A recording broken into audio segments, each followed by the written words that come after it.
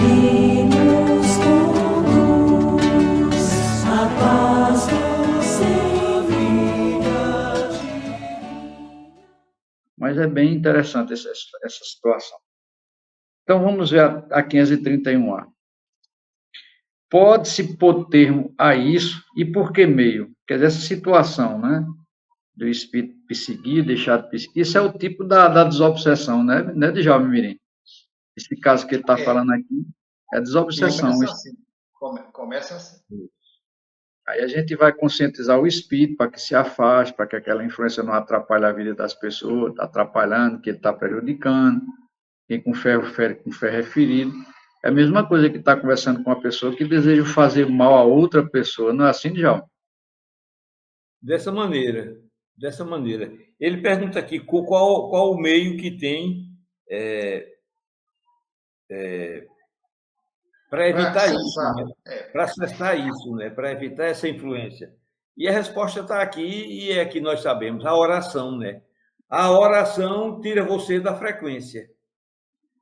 Isso pode ser imediatamente, depende do seu esforço, depende da sua vontade, do seu desejo. Há muitos anos atrás, eu vi um fato de uma vontade muito grande.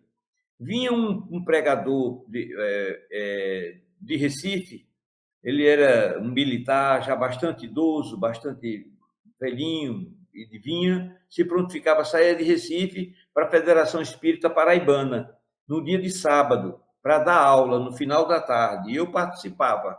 É um grupo de pessoas, de muitas pessoas. E tinha uma senhora, que ela era vítima de obsessão, de espíritos.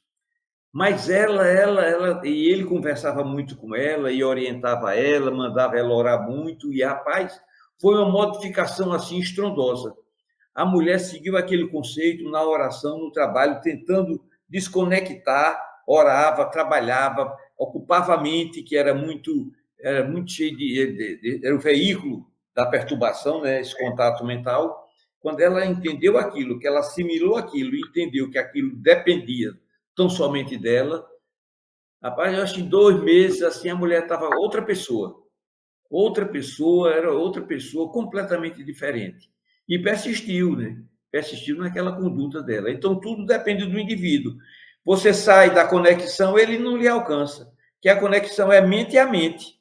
Lhe influi, lhe perturba, lhe orienta, lhe dá um conselho para isso, para aquilo outro, faz isso, faz aquilo, dá uma sugestão. Orar incessantemente e nunca deixeis de orar, a fim de não cairmos em tentação. É um conselho de Jesus, o psicólogo supremo das almas. Boa noite, meu querido Emmanuel. Boa noite, Emanuel. Isso que Djalma está colocando mostra que a oração é uma arma poderosa que nós temos. Você, na sua fala no início do programa, você disse que o mal e o remédio estavam aqui conosco, né? Então, quando a gente se depara com certas situações, a oração ela ajuda em tudo o que você imaginar. Por exemplo, nós costumeiramente fomos criados no catolicismo, nós acendemos uma vela para aquele ente querido falecido, não é, Tchau? Não é assim? Vou acender uma vela para fulano.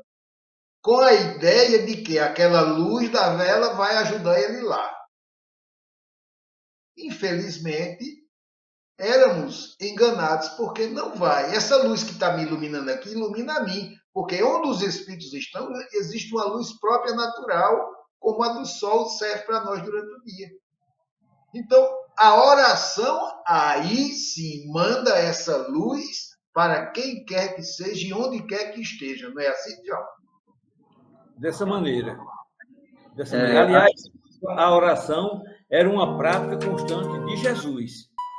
Em tudo você vê ele orando, né? Em todos os relatos. Tem aquela no Monte Tabor, poucos dias depois daqueles acontecimentos, Jesus tomou consigo Pedro, João e Tiago e com ele subiu ao monte. E depois de tendo orado, veja, eles que apareceram conversando com eles, Moisés e Elias.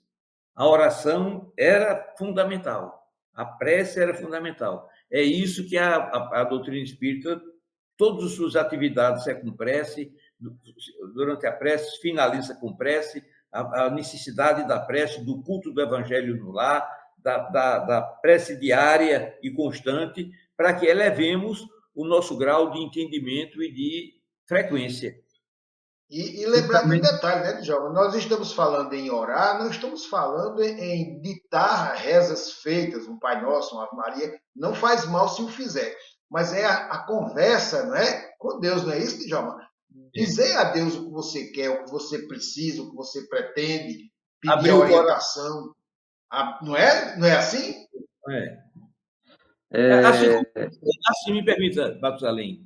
Assim como você se dirige a seu pai. Isso. Você se dirige ao seu pai, você vai contar a sua necessidade a ele. Ele sabe, mas ele quer ouvir, não é? Pedi, né? Batei, buscai.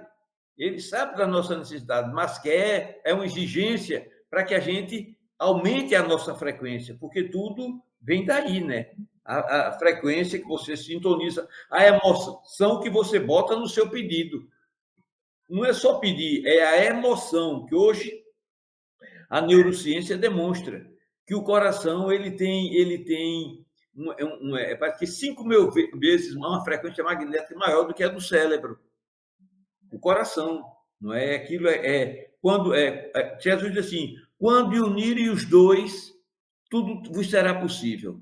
Os estudiosos acham que é o sentimento com o intelecto.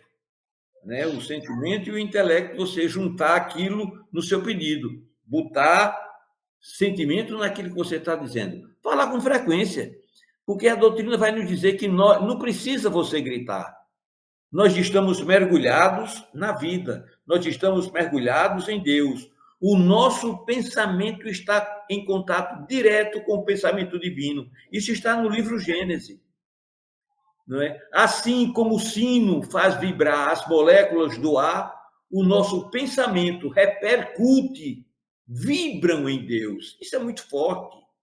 Quando a gente adquirir, não é, professores? Isso. Quando a gente adquirir essa consciência disso, essa certeza disso, não é? Você se dirigir a essa fonte de amor e de tolerância e de compreensão, deve ser uma coisa extraordinária. Pois é. A pergunta diz assim, né? Pode pôr um termo a isso, quer dizer, a influência dos espíritos, e por que meio, né?